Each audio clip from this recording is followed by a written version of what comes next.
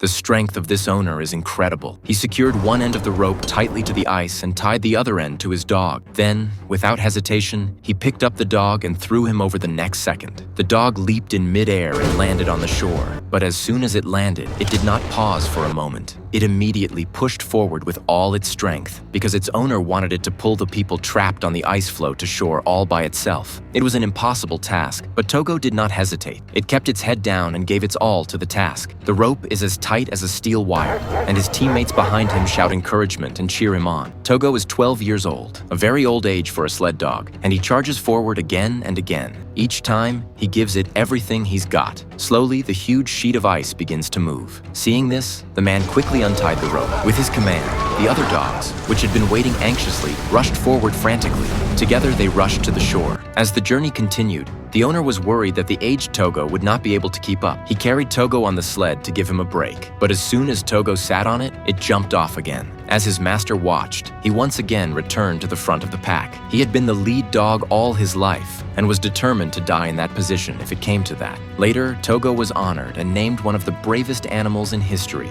but few people know that Togo was weak and sickly as a puppy.